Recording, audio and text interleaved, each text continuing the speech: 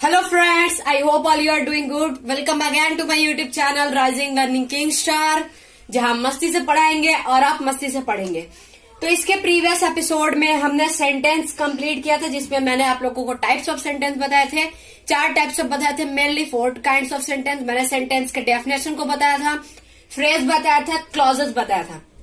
आज भी हम सेंटेंस ही करने वाले हैं। अब आप सोच रहे होंगे सेंटेंस तो हमने कर लिया, सारा कंप्लीट कर लिया, उसके काइंड्स भी पढ़ लिए, लेकिन हाँ, सेंटेंस के स्ट्रक्चर पॉइंट ऑफ व्यू से भी 3 काइंड्स ऑफ सेंटेंसेस होते हैं। आज हम उन्हें कवर करने वाले हैं, साथ ही साथ फ्रेज और क्लॉज हम फिर से रिपीट करने वाले हैं। चलिए टॉपिक को स्टार्ट करते हैं। तो फ्रेंड्स, आइए एक बार फिर से कवर कर लेते हैं, सेंटेंस के डेफिनेशन को जान लेते हैं। आई होप आप लोगों को आता होगा, फिर पे आप जितना ज्यादा प्रैक्टिस करोगे उतना अच्छी बात है, ठीक है। A sentence is a group of words which makes a complete sense। शब्दों का सार्थक समूह जो कि एक मायने निकालता है। शब्दों का सार्थक समूह को हम वाक्य कहते हैं, सेंटेंस को वाक्य कहते हैं, और ग्रुप ऑफ वर्ड्स मतलब शब्दों का सार्थक समूह को हम सेंटेंस बोलते हैं, वाक्य बोलते हैं। For example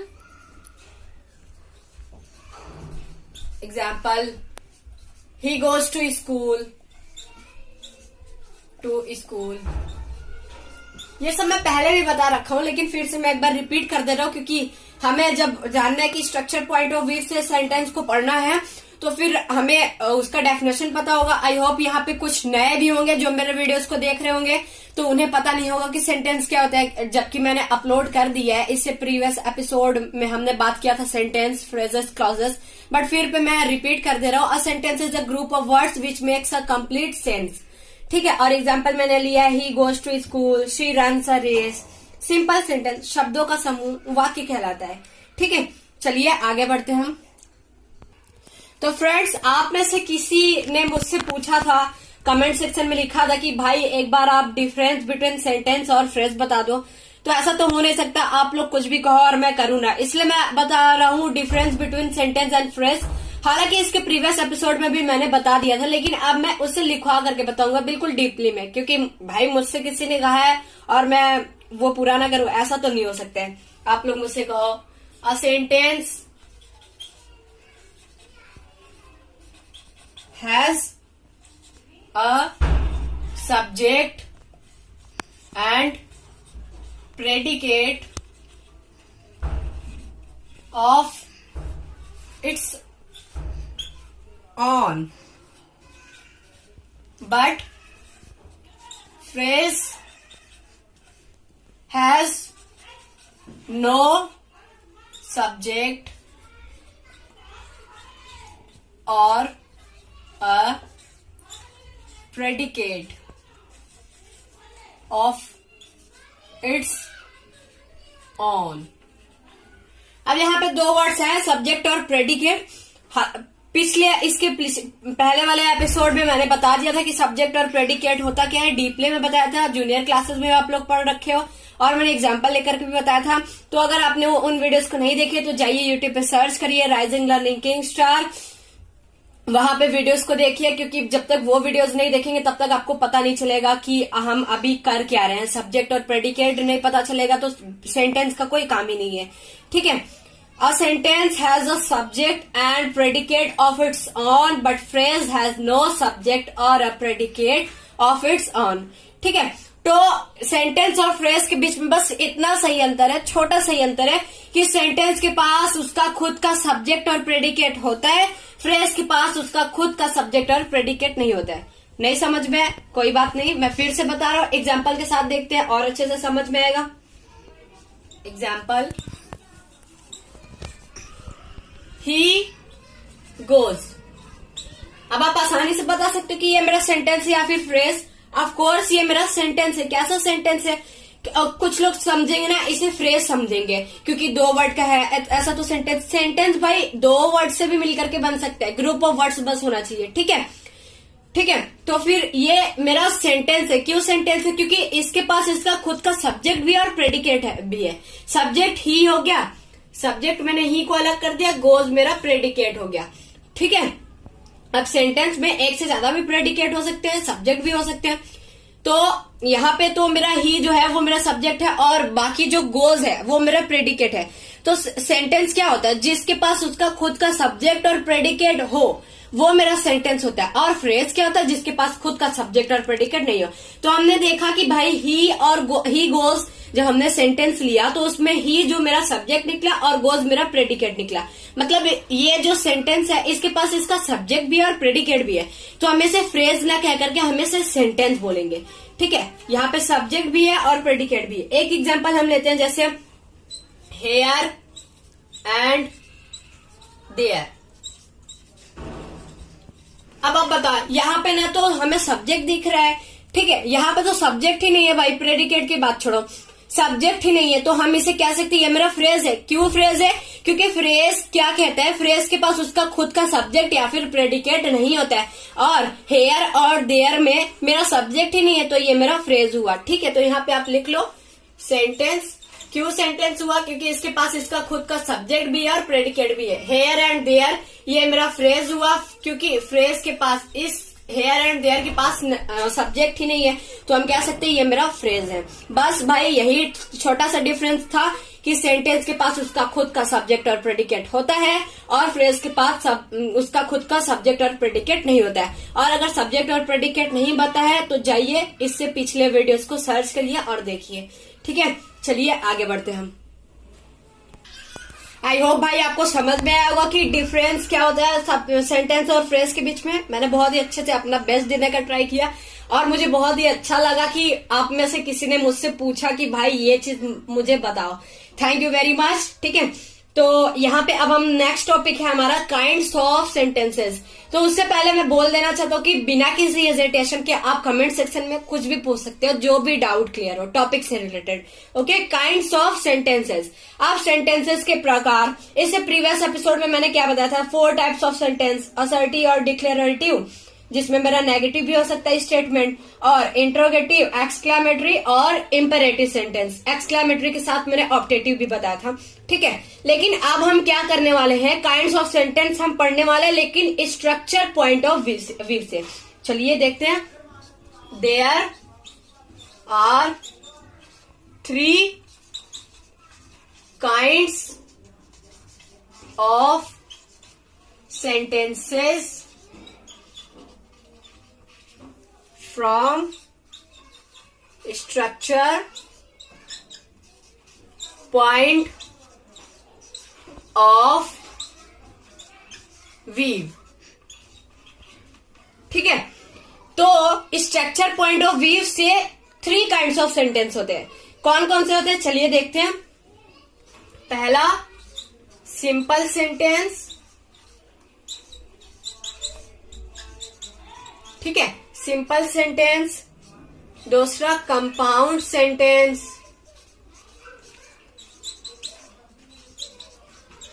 third complex sentence. ठीक है, कॉम्प्लेक्स सेंटेंस। तो स्ट्रक्चर पॉइंट ऑफ व्यू से सेंटेंस के 3 काइंड्स होते हैं। पहला सिंपल सेंटेंस, दूसरा कंपाउंड सेंटेंस, तीसरा है कॉम्प्लेक्स सेंटेंस। ठीक है, जिसे आपने हिंदी में भी पढ़ा होगा और जूनियर क्लासेस में भी पढ़ा होगा। ठीक है, लेकिन यहाँ पे मैं बिल्कुल क्लियर करने वाला हूँ। सिंपल सेंटेंस को सरल वाक्य बोलते थे, है ना, सरल वाक्य। कंपाउंड सेंटेंस को संयुक्त वाक्य, संयुक्त वाक्य। भाई मात्रा उतरा में गड़बड़ी होगा तो बता देना मेरे को। कॉम्प्लेक्स सेंटेंस को मिश्र वाक्य। ठीक है, चलिए आइए तीनों को बारी बारी करके देखते हैं कि मेरा सिंपल सेंटेंस क्या होता है, कंपाउंड सेंटेंस क्या होता है और कॉम्प्लेक्स सेंटेंस क्या होता है। भाई सबसे पहले हम स्टार्ट करने वाले सिंपल सेंटेंसेस। ठीक है, ऐसा हटा दो यार, सिंपल सेंटेंस, ठीक है। सिंपल नाम से ही पता चल रहा है कि सरल मतलब साधारण, बिल्कुल सिंपल स्टेटमेंट, ठीक है। तो इसका डेफिनेशन लिख लीजिए, a simple sentence is the sentence which has one subject and one predicate। अब बार बार सब्जेक्ट और प्रेडिकेट का नाम आ रहा है, तो अगर आपने नहीं देखा है तो प्लीज जाकर के देखिए, तभी जाकर के ये वीडियो समझ में आएगा कि सब्जेक्ट और प्रेडिकेट होता क्या है, ठीक है। A simple sentence is the sentence which has one subject and one predicate. Simple sentence हम उस सेंटेंस को कहते हैं जिसके पास एक सब्जेक्ट और एक प्रेडिकेट हो, ठीक है। एग्जाम्पल देखते हैं। एग्जाम्पल,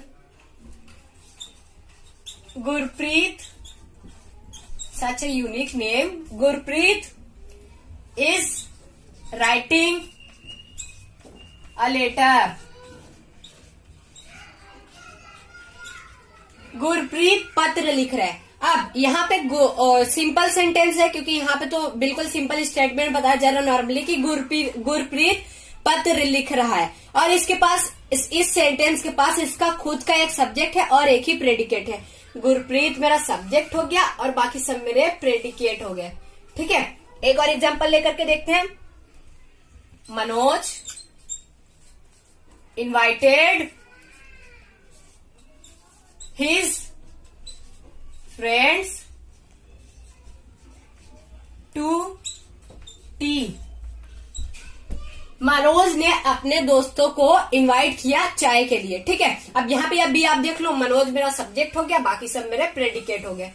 तो in these examples we have Gurpreet and Manoj subject, ठीक है, एक एक सब्जेक्ट हो गए, and the rest of is predicate, बाकी बचे हुए मेरे प्रेडिकेट हो गए। अब देख लो, इसके पास एक ही सब्जेक्ट है और इसके पास एक ही प्रेडिकेट भी है, उसी को हम बोलते हैं सिंपल सेंटेंस। ज्यादा इसमें कुछ करना नहीं है, बस आपको याद रखना है कि सिंपल सेंटेंस सिंपल स्टेटमेंट की तरह, वो तो दिखने से ही पता चल जाएगा कि ये मेरा सिंपल सेंटेंस है, लेकिन वहां पे चेक कर लेना उसके पास एक सब्जेक्ट और एक प्रेडिकेट होना चाहिए। एक बात और ध्यान रखो आप, the predicate has one finite verb, लिख भी लो आप ये, the predicate has one finite verb, ठीक है। The predicate has one finite verb. अब फाइनाइट वर्ब होता क्या है वो हम बाद में जानेंगे, ठीक है। वर्ब जब चैप्टर आएगा ना तो उसमें हम कवर करेंगे फाइनाइट वर्ब। फिलहाल आप इसे इरेज ही कर दो, क्योंकि जब इसमें तो मेन वर्ड ही है मेरा फाइनाइट वर्ब। जब फाइनाइट वर्ब नहीं पता है हमें तो फिर हमें ये लिखने की जरूरत ही नहीं है। बस आप इतना याद रख लो कि सिंपल सेंटेंस वो सेंटेंस होता है जिसके पास उसका एक सब्जेक्ट हो और उसका एक प्रेडिकेट हो। इतना जान लोगे, सिंपल सेंटेंस आप आसानी से पहचान लोगे। नेक्स्ट सेंटेंस की तरफ बढ़ते हैं, जो कि है हमारा कंपाउंड सेंटेंस। तो फ्रेंड्स, नंबर सेकेंड पे मेरा आता है कंपाउंड सेंटेंस, जिसे हम संयुक्त वाक्य कहते हैं। A compound sentence is that sentence which consist of two or more coordinate or independent clauses. These clauses are joined to each other by means of conjunction. ठीक है, फिलहाल आपको ये कोऑर्डिनेट वर्ड और इंडिपेंडेंट क्लॉजेस का मतलब नहीं समझ में आ रहा होगा।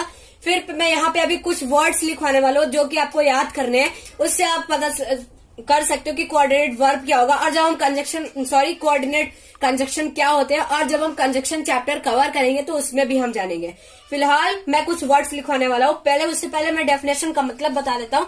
दो या दो से अधिक इंडिपेंडेंट क्लाउजेस के मेल से बने वाक्य को हम कंपाउंड सेंटेंस बोलते हैं। मतलब दो या दो से अधिक इंडिपेंडेंट क्लाउज के कॉम्बिनेशन से जो सेंटेंस बनता है वो मेरा कंपाउंड सेंटेंस होता है, ठीक है। अब जब तक आपको कोऑर्डिनेटिंग वर्ब नहीं पता रहेंगे कि मेरा कोऑर्डिनेटिंग कंजक्शन वर्ड क्या है, तब तक आपको नहीं समझ में आएगा कि कंपाउंड सेंटेंस क्या होता है। फिलहाल आप इसका स्क्रीनशॉट ले लो, फिर हम चलते हैं कि देखते हैं कोऑर्डिनेटिंग कंजक्शन वर्ड क्या होते हैं, ठीक है।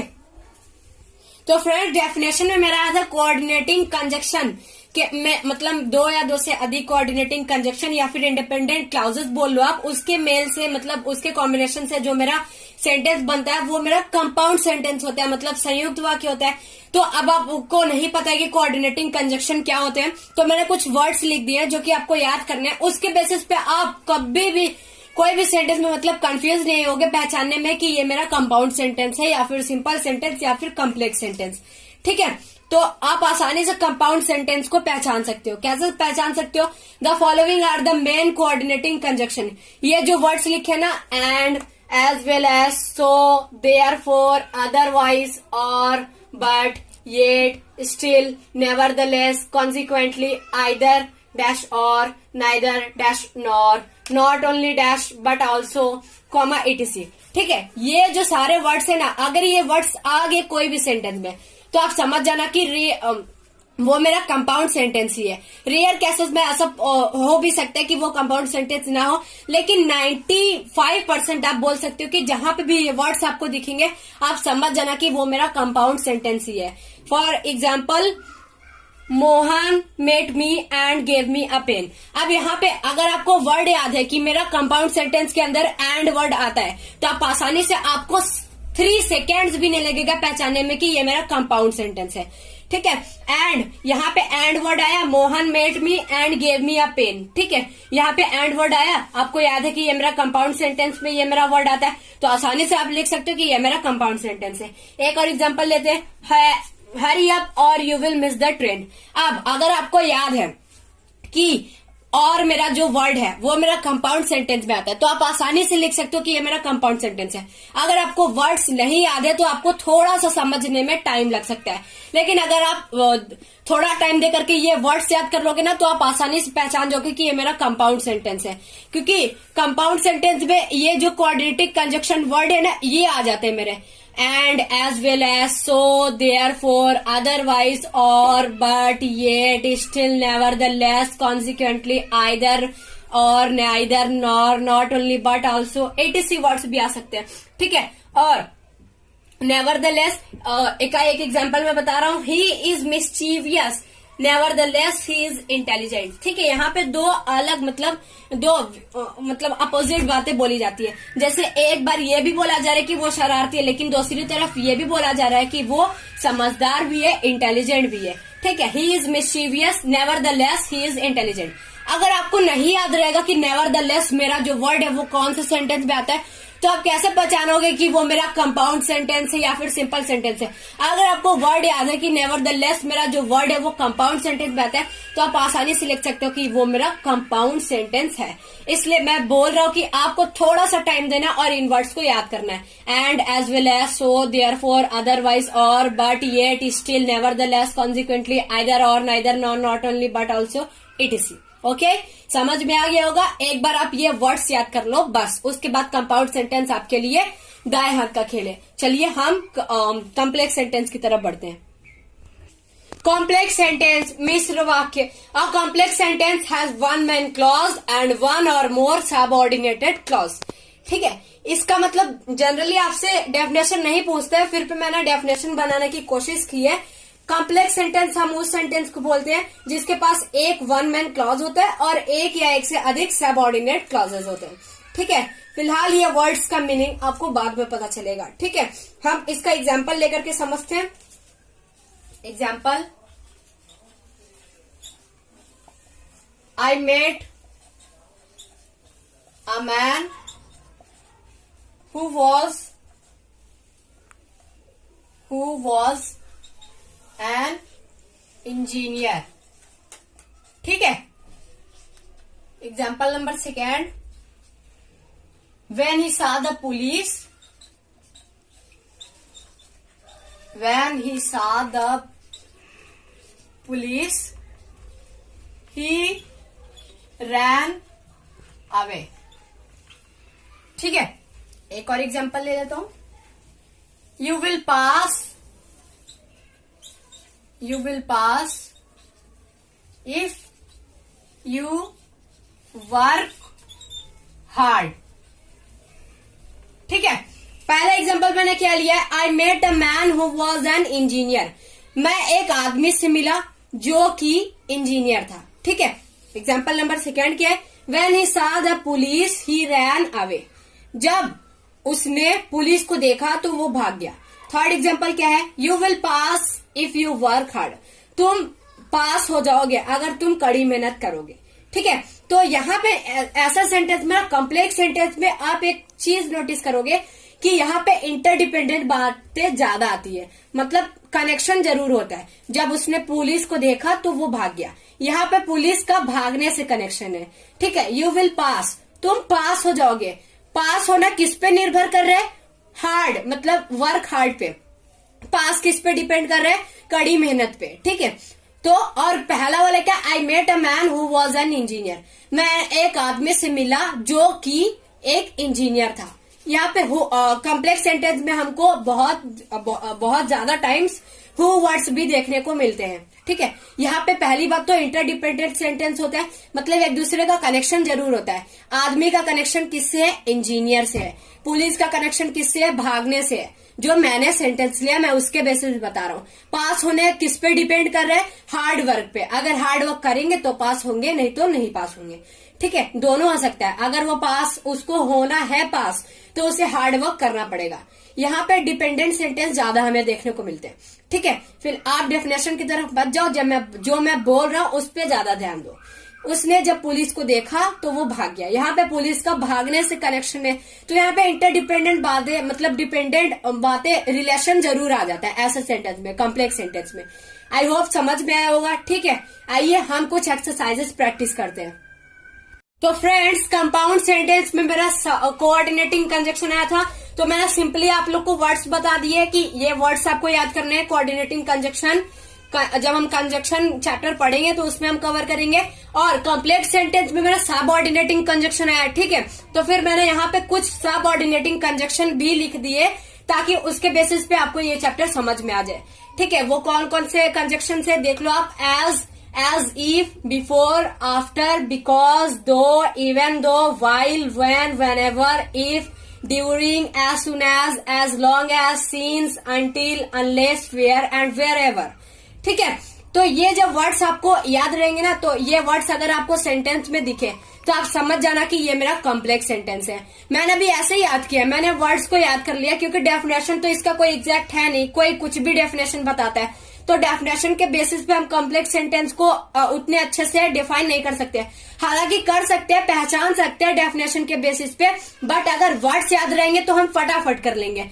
ठीक है। कॉम्पिटिटिव लेवल में, मतलब एंट्रेंस एग्जाम कोई हो गया तो वहां पे इतना टाइम नहीं होता है कि समझने के लिए डेफिनेशन के अकॉर्डिंग की जहां पे एक मेन क्लॉज हो, एक या एक से अधिक सब ऑर्डिनेटिंग कंजक्शन हो, तो वहां पे हम कॉम्प्लेक्स सेंटेंस लगाएंगे। लेकिन अगर आपको कॉम्प्लेक्स सेंटेंस मतलब सब ऑर्डिनेटिंग कंजक्शन ही याद रहेंगे तो कोई दिक्कत ही नहीं है भाई, क्योंकि कॉम्प्लेक्स सेंटेंस का डेफिनेशन क्या था, एक वन मेन क्लॉज होना चाहिए और एक या एक से अधिक सबऑर्डिनेटिंग कंजक्शन होना चाहिए। अगर आपको सबऑर्डिनेटिंग कंजक्शन पता है तो आप फटाफट लगा दोगे, as, if, before, after, because, though, even though, while, when, whenever, if, during, as soon as long as, since, until, unless, where and wherever. ये वर्ड्स आपको दिखेंगे तो आप समझ जाना कि वो मेरा कॉम्प्लेक्स सेंटेंस है। While in compound sentence there was subordinating conjunction। ठीक है। तो कंपाउंड सेंटेंस में हमें कोऑर्डिनेटिंग कंजक्शन को याद करना था, कॉम्प्लेक्स सेंटेंस में हमें सबऑर्डिनेटिंग कंजक्शन को याद करना है। तो कुछ वर्ड्स है, वर्ड्स याद करने में आपको थोड़ा सा दिक्कत होगा, लेकिन अगर आप इन वर्ड्स को याद कर लोगे ना तो आप फटाफट कर लोगे। इसलिए मैंने ये वर्ड्स भी लिखवा दिए ताकि आपके लिए बहुत ही ज्यादा सिंपल हो जाए। ठीक है। चलिए आगे बढ़ते हैं। हालांकि एग्जाम्पल तो मैंने दे ही दिए, हम अब कुछ एक्सरसाइज आपको दे। तो फ्रेंड्स, ये कुछ एक्सरसाइज है जो आपको करना है, मैं बता देता हूँ। Since you say so I believe it. Next example है मेरा 2 and 2 make 4। अब यहाँ पे मुझे तो लगता है ये कंपाउंड सेंटेंस है क्योंकि एंड वर्ड आया है, तो एंड वर्ड मेरा कंपाउंड सेंटेंस में ही आता है।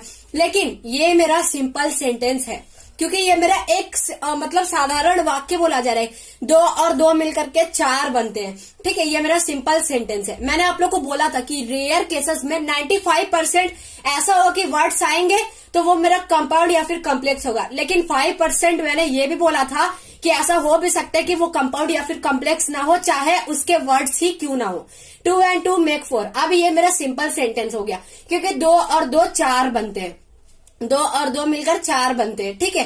तो ये मेरा सिंपल स्टेटमेंट भी हो सकता है। हालांकि अगर आप इसको कंपाउंड सेंटेंस भी लिख दोगे तो भी चलेगा, ठीक है। नेक्स्ट एग्जांपल मेरा, you can not come in until you feel sorry. Last है, as soon as I reached my house it started raining. I hope आज का टॉपिक बहुत ही ज्यादा इंपॉर्टेंट था और बहुत ही ज्यादा कॉम्प्लेक्स भी था, क्योंकि ये जो सिंपल, कॉम्प्लेक्स और कंपाउंड का जो कंफ्यूजन रहता है ना, वो जल्दी जाता नहीं है, ठीक है। मुझे भी थोड़ा टाइम लगा था, तो आप एक बार में नहीं समझ में आता तो 2 बार देखिए, 2 से 3 बार देखिए, आई होप समझ में आ जाएगा और आप मुझे डिसअपॉइंट नहीं करोगे। ये एक्सरसाइज करके कमेंट सेक्शन में हमें कमेंट जरूर करोगे। चलिए मिलते हैं नेक्स्ट एपिसोड में, तब तक के लिए bye. Thanks for watching my video, have a great day. तो फ्रेंड्स, जब हम कॉम्प्लेक्स सेंटेंस की बात कर रहे थे, तो कॉम्प्लेक्स सेंटेंस का हमारा डेफिनेशन कुछ इस तरह था, A complex sentence has one main clause and one or more subordinated clauses। तो हमने सबऑर्डिनेट क्लॉजेस के कुछ वर्ड्स भी लिखे थे, ठीक है। तो अब हमें ये पढ़ना है कि काइंड्स ऑफ सबऑर्डिनेट क्लॉजेस, ठीक है। तो सबसे पहले आप जानो कि क्लॉजेस क्या होते हैं। आई होप आप लोगों को याद होगा, मैंने बता रखा है। Clauses is a group of words which is meaningful and has a subject and a predicate of its own but forms part of a sentence, ठीक है।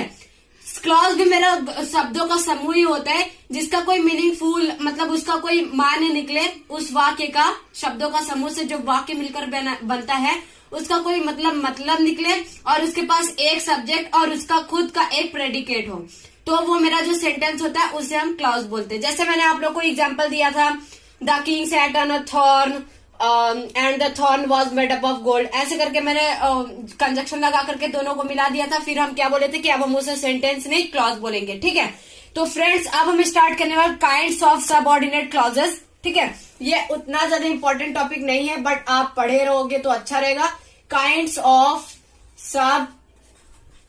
Subordinate clauses.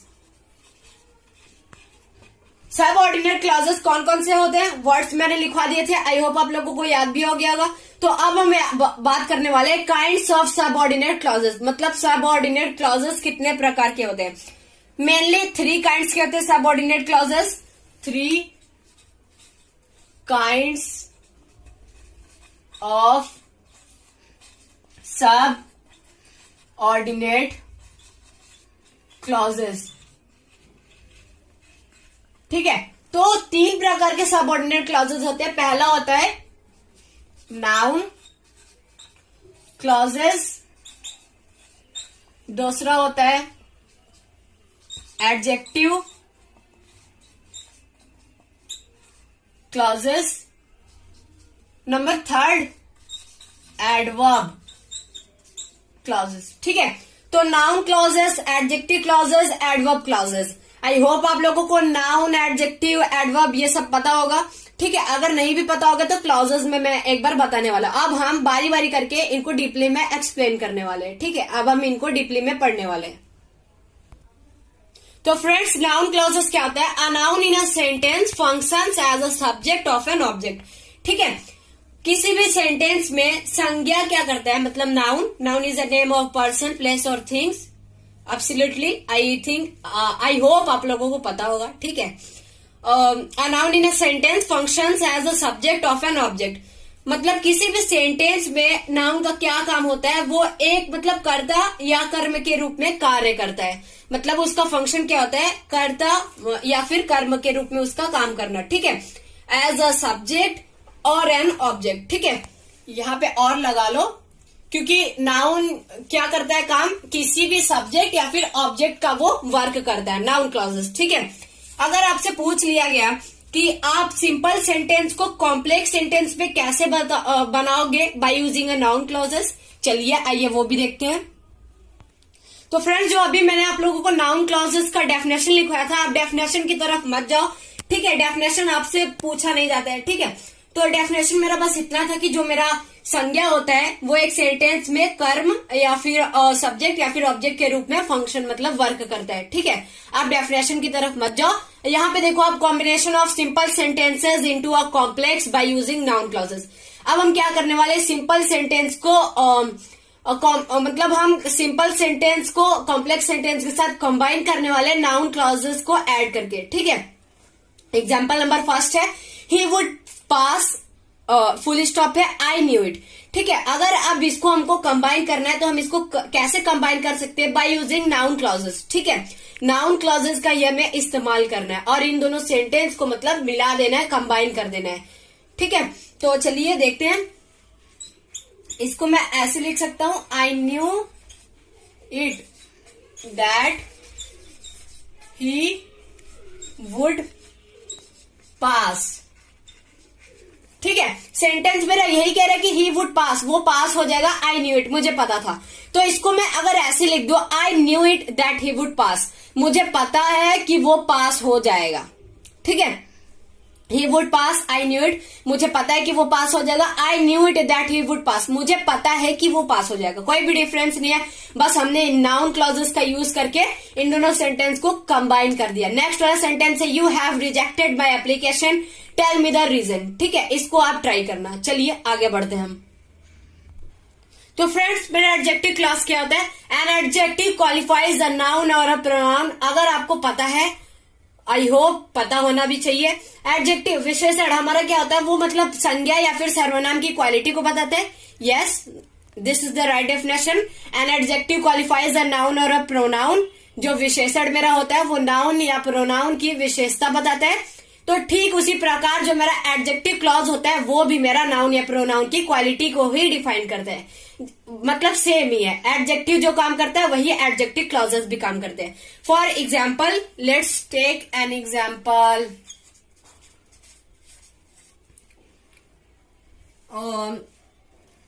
This is the house where I was born.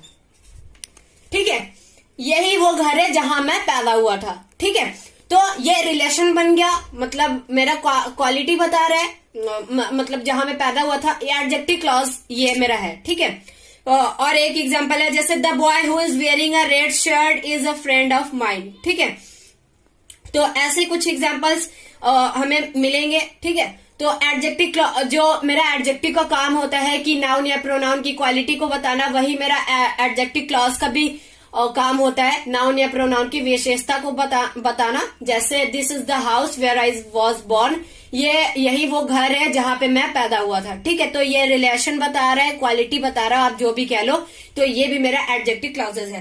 अब बात आती है कि हम adjective clauses को पहचानेंगे।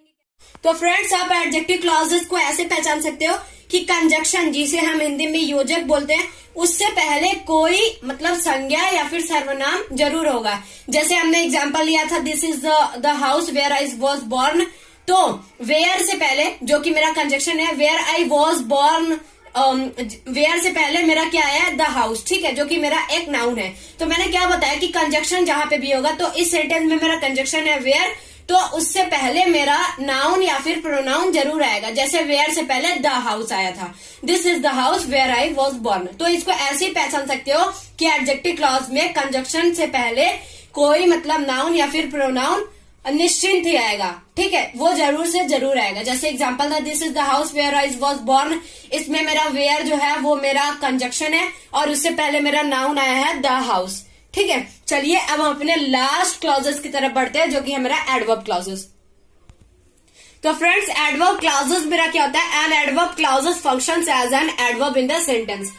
अब अगर आपको एडवर्ब नहीं पता है तो फिर उतना ज्यादा डीपली में तो मैं नहीं जाऊंगा। ठीक है, तो एडवर्ब बस मेरा क्या होता है, बस आप इतना जानो कि एडवर्ब जो होता है मेरा, वो वर्ब की क्वालिटीज को बताता है। An adverb tells the qualities of a verb. ठीक है, वो वर्ब की क्वालिटी को बताता है, जैसे धीरे धीरे, तेज से, ऐसे ऐसे करके कुछ एग्जांपल्स मिलेंगे आपको, ठीक है।